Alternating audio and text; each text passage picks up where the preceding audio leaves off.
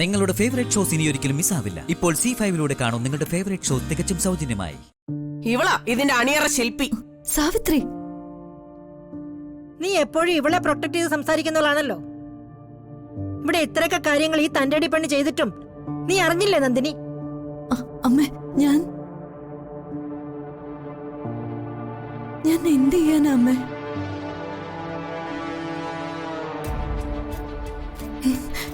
എന്റെ ധർമ്മസങ്കടം എനിക്കല്ലേ അറിയൂ.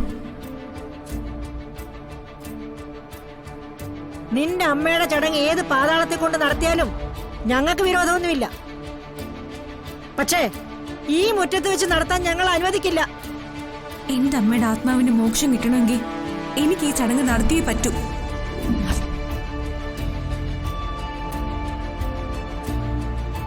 കർമ്മങ്ങൾ ഫലം കാണണമെങ്കിൽ നിങ്ങൾ വന്ന് ആഹാരവും കഴിക്കണം. മിണ്ടരുത് നീ.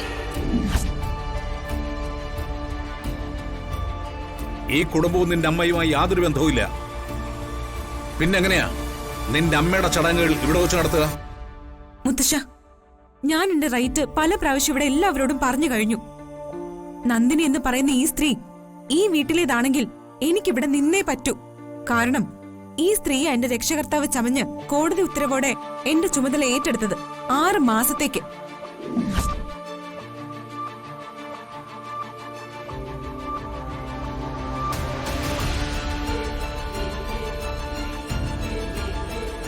നന്ദിനി ഏത് വീട്ടിൽ താമസിക്കുന്നോ ആ വീട്ടിലെ അംഗമാണ് ഈ മീനാക്ഷി.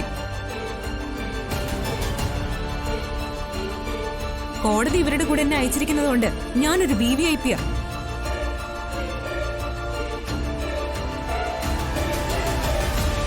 അതുകൊണ്ട് ആരും എന്നെ വിരട്ടാനൊന്നും നോക്കണ്ട. നിന്നെ ഞാനിപ്പോ ശരിയാക്കി തരാവടി.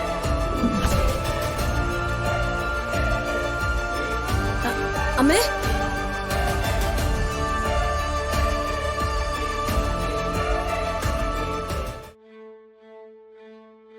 എടാ, ചെമ്പകമംഗലം തറവാടിനെ പറ്റി നിങ്ങൾക്ക് അറിയില്ലേ? അയ്യോ, അതെന്താ മേഡം അങ്ങനെയൊക്കെ ചോദിക്കുന്നേ? മേഡത്തെയും കൈമൾ സാറിനെയും ഈ നാട്ടിൽ ആർക്കും അറിയാൻ പാടില്ലാത്തത്? പിന്നെന്തുകൊണ്ട് ഞങ്ങളുടെ പെർമിഷൻ ഇല്ലാതെ ഈ മുറ്റത്തൊരു ചടങ്ങ് നടത്താൻ നിങ്ങൾ തയ്യാറായി? പെർമിഷൻ ഇല്ലെന്നോ?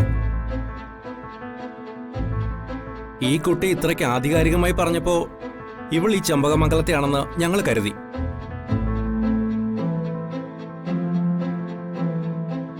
ഇവൾ ഇവിടുത്തെ ഒന്നും അല്ല. ഈ വീടുമായിട്ടോ ഞങ്ങളുമായിട്ടോ ഇവക്ക് യാതൊരു ബന്ധവും ഇല്ല.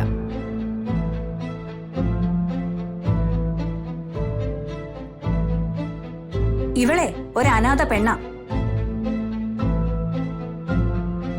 ഞങ്ങളുടെ ഔദാര്യത്തിൽ ഇവിടെ കഴിയുന്നതാ. അനാവശ്യം പറയരുത്. ഞാൻ ഇവിടെ ആരുടെ ഔദാര്യത്തിലൊന്നും അല്ല ജീവിക്കുന്നത്. മിണ്ടരുത് നീ.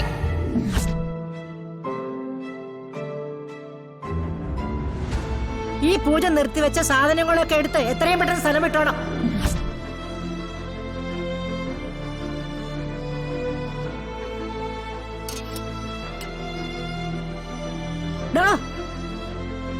ആ ഭക്ഷണ സാധനങ്ങളൊക്കെ ഈ മുറ്റത്ത് കാണരുത്. വേഗം എടുത്തോണ്ട് പോ. അതൊന്നും പറ്റില്ല. എന്റെ അമ്മയുടെ കർമ്മങ്ങളും സദ്യ ഞാൻ ഇവിടെ വെച്ച് തന്നെ നടത്തും. പോവരുത്, പോവരുത് നിങ്ങള്. ഞാൻ പണം തന്നതാ. ഞാനിത് സമ്മതിക്കില്ല.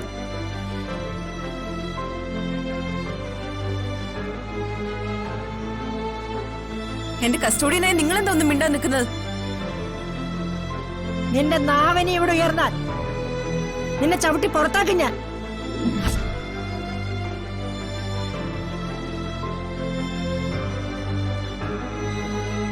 നന്ദിനി, അമ്മേ, ഇവിടെ പിടിച്ചാ മുറിക്കാത്തിട്ട് പൂട്ട്.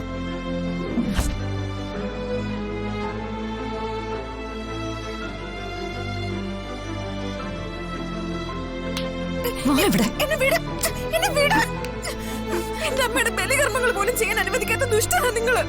എന്റെ കയ്യിൽ നിന്ന് വീട്. ഈ നന്ദിനി ഒറ്റ ഒരുത്തിയാ എല്ലാത്തിനും കാരണം. എങ്ങാണ്ടും കിടന്ന വയ്യാവേലിയൊക്കെ വിളിച്ച് ഇതിനകത്തോട്ട് കേട്ടിട്ട് എന്റെ മരുമകളുടെ ചടങ്ങുകൾ മുഴുവൻ അലങ്കോലമാക്കി. നിനക്കൊന്നും പറയാനില്ലേ? അവന്റെ ഒരു ദേവമ്മ.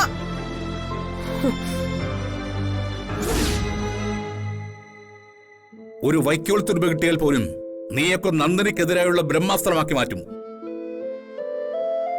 നന്ദിനിയെ പഴിചാരി മുതലെടുക്കാനൊന്നും ഇവിടെ ആരും നോക്കണ്ട. ഇതിനൊരു ശാശ്വത പരിഹാരം കണ്ടെത്തണം. അത് രാജലക്ഷ്മി പറയും.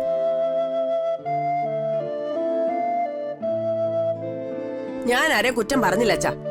അവൾ അമ്മയോട് വരെ ധിക്കാരം പറഞ്ഞു. അമ്മയുടെ കൊച്ചുമോളൊന്നും അല്ലല്ലോ അവള്. മുത്തശ്ശിയുടെയും മുത്തശ്ശന്റെയും കൊച്ചുമകളാകാനുള്ള പ്രായം മാത്രമേ ആ മീനാക്ഷിക്കുള്ളൂ. അതിന് മുത്തശ്ശി, അമ്മ മരിച്ചതിന്റെ സങ്കടത്തിൽ നിന്നും അവൾ ഇതുവരെ കരകയറിയിട്ടില്ല.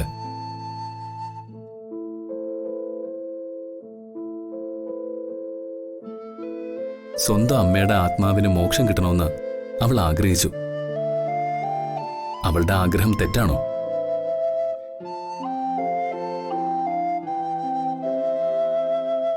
അത് ഈ മുറ്റത്ത് വെച്ച് നടത്താനുള്ള ബുദ്ധിമോശം അവൾ കാണിച്ചു. അതൊരു തെറ്റാണ്. അവൾക്ക് ഏതെങ്കിലും ഒരു നദീതീരത്തേക്ക് പോവായിരുന്നു. അതിന് ദേവമ്മയെ ആരും കുറ്റപ്പെടുത്തേണ്ട ഒരു കാര്യമില്ല. ഓ, വന്നവൻ ദേവമ്മയുടെ വക്കാലത്തും കൊണ്ട്.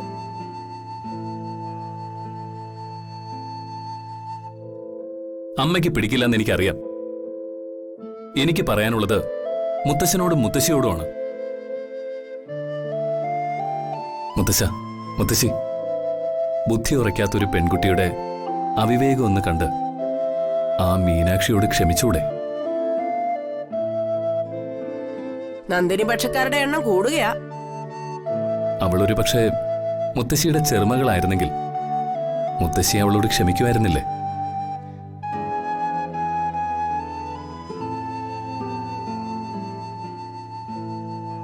ഇനി എനിക്ക് സംസാരിക്കാനുള്ളത് എല്ലാവരോടുമാണ്.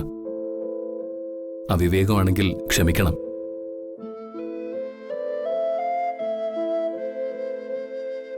മാതാപിതാക്കളെ സ്നേഹിക്കുന്നവര് ഏറെക്കുറെ എല്ലാ മനുഷ്യരും. മരിച്ചുപോയ മാതാപിതാക്കളുടെ ചടങ്ങുകൾ ഇതുപോലെ നടക്കാതെ വന്നാൽ ആ മക്കൾക്കും അതുപോലെ വിഷമമുണ്ടാവില്ലേ? ആ കുട്ടിയുടെ അമ്മ മരിച്ചു, അച്ഛൻ ജയിലിലും, സഹായിക്കാൻ ആരുമില്ല.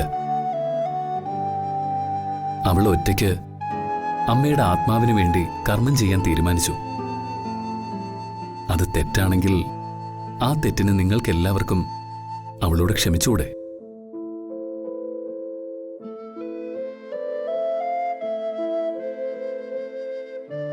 മനുഷ്യസ്നേഹികളാ ചെമ്പകമംഗലത്തുകാര്. അതിന് മാർഗനിർദ്ദേശികളാ എന്റെ മുത്തശ്ശനും മുത്തശ്ശിയും. എത്രയോ ജീവകാരുണ്യ പ്രവർത്തനങ്ങൾ നടത്തുന്ന എന്റെ മുത്തശ്ശനും മുത്തശ്ശിയും അവള് ചെയ്ത ഈ ചെറിയ തെറ്റ് ക്ഷമിക്കുമെന്ന് ഞാൻ വിശ്വസിക്കുന്നു. ഇനി ഇതിന്റെ പേരിൽ ഈ വീട്ടിലൊരു വഴക്കുണ്ടാകരുതെന്ന എന്റെ അപേക്ഷ. എന്തായാലും അവളിനി ഈ മുറ്റത്ത് ഒരു കർമ്മവും ചെയ്യാൻ വരില്ല. അത് ഞാൻ ഉറപ്പു തരുന്നു. എന്താ, അതുപോരെ?